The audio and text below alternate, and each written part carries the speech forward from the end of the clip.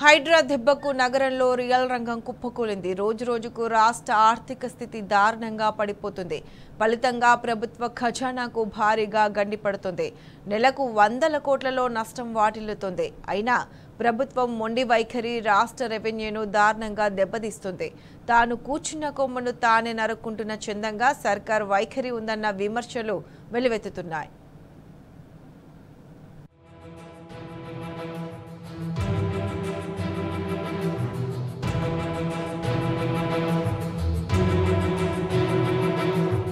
మూర్ఖుడు తాను కూర్చున్న చెట్టు కొమ్మనే నరుక్కుంటాడని నానుడి.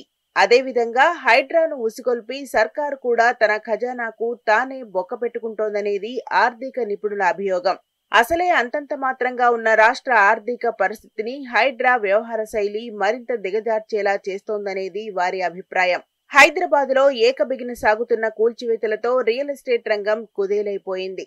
ఇళ్లు, ఫ్లాట్ల లాంటి స్థిరాస్తులు కొనడానికి సామాన్యులు జడిసిపోతున్నారు. తమ కర్మకాలి ఒకవేళ ఆ ప్రాపర్టీ ఏ చెరువో, నాలా లేదా నదీ పరివాహక ప్రాంతం పరిధిలోకి వస్తే, అక్కడికి హైడ్రా బుల్డోజర్లు వస్తే తమ కొంప కొల్లేరవడం ఖాయమనేది వాళ్ల ఆందోళన.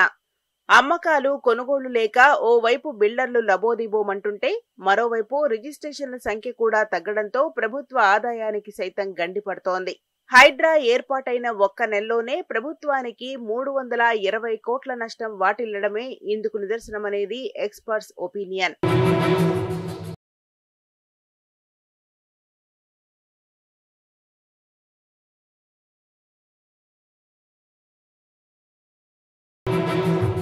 హైదరాబాద్ రియల్ ఎస్టేట్ లో స్తబ్దత నెలకొంది. హైడ్రా దెబ్బతో గ్రేటర్ రియల్టర్లు అయోమయంలో పడిపోయారు. నిర్మాణ రంగం ఒక్కసారిగా కుప్పకూలిపోయింది. హైడ్రా విధ్వంసం బిల్డర్లను సైతం తీవ్ర కలవరపాటుకు గురిచేస్తోంది. ఇళ్లు, ఫ్లాట్ల లాంటి స్థిరాస్తుల అమ్మకాలు, కొనుగోలు లేక రిజిస్ట్రేషన్ల సంఖ్య కూడా భారీగా తగ్గిపోయింది. ప్రభుత్వ ఆదాయానికి పెద్ద కోత పడింది. హైడ్రా ఎఫెక్ట్ తో హైదరాబాద్ లో స్థిర చిరాస్తులు కొనడం, అమ్మడం తగ్గిపోయింది. దీంతో జూలైతో పోలిస్తే ఆగస్టు నెలలో రిజిస్ట్రేషన్ల సంఖ్య భారీగా తగ్గిపోయింది. జీహెచ్ఎంసీ పరిధిలోని హైదరాబాద్, రంగారెడ్డి, మేడ్చల్, మల్కాజిగిరి, సంగారెడ్డి జిల్లాల్లో జూలైలో 58,000 రిజిస్ట్రేషన్లు కాగా, ఆగస్టు నెలలో 41,200 రిజిస్ట్రేషన్లు మాత్రమే అయ్యాయని ఆ శాఖ అధికారుల ఉవాచ. ఇక జూలై నెలలో రిజిస్ట్రేషన్ల ద్వారా రాష్ట్ర ఖజానాకు 1,100 కోట్లు సమకూరితే, ఆగస్టు నెలలో అది 785 కోట్లకు పడిపోయింది. ఫలితంగా ప్రభుత్వ ఆదాయానికి 320 కోట్లు గండిపడిందనేది రిజిస్ట్రేషన్ శాఖ వర్గాల ద్వారా అందుతున్న సమాచారం. ఇది రాష్ట్ర ప్రభుత్వ వైఖరి, హైడ్రా ప్రభావాలకు అద్దం పడుతుందనేది రియల్ రంగ నిపుణుల అభిప్రాయం.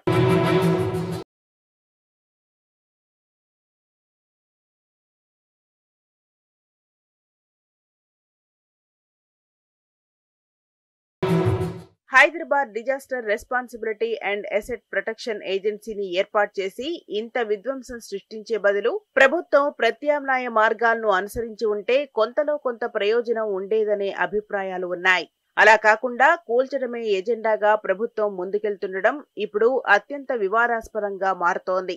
రెగ్యులరైజేషన్ స్కీమ్ పెట్టి ఉంటే ప్రభుత్వానికి కొంత అదనపు ఆదాయమైనా సమకూరేదనేది నిపుణుల వెర్షన్. ఇక ఇళ్లు కట్టుకునే వాళ్లలో అత్యధికులు బ్యాంకు లోన్లపైన ఆధారపడడం సర్వసాధారణం. హైడ్రా ద్వారా నేలమట్టమైన ఇళ్ల యజమానులు బ్యాంకు రుణాలు చెల్లించకపోవడం సైతం రాష్ట్ర స్థూల ఆర్థిక వ్యవస్థపై ప్రభావం చూపే అవకాశం లేకపోలేదన్నది ఆర్థిక నిపుణుల వెర్షన్. ఏతావతా రియల్ ఎస్టేట్ ఇండెక్స్ పై వ్యాపార సూచి ప్రస్తుతం డౌన్ ఫాల్ లో ఉందనేది వాళ్ల కంక్లూజన్.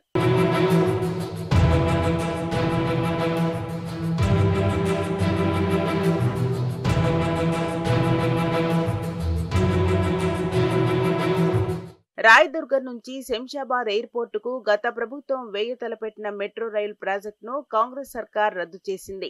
దీంతో ఒకప్పుడు పశ్చిమ హైదరాబాద్లో జెట్ స్పీడ్ తో దూసుకుపోయిన నిర్మాణ రంగం ఇప్పుడు పూర్తిగా నెమ్మదించిందనేది నిపుణుల విశ్లేషణ. అటు ఫార్మాసిటీ రద్దు అన్న ప్రకటన కూడా రియల్ ఎస్టేట్ రంగాన్ని ఊగిసలాటలోకి నెట్టేసింది. తరువాత ఫోర్త్ సిటీ ప్రతిపాదన తెరపైకి వచ్చినా అదెలా కార్యరూపం తీసుకుంటుందన్న స్పష్టత కొరవడింది. దీంతో దక్షిణ హైదరాబాద్ వైపు కూడా అభివృద్ధి ఒక్కసారిగా ఢమాలన్నది. మరోవైపు 111 జీవోపై ప్రభుత్వ వైఖరి ఇంకా స్పష్టం కాలేదు.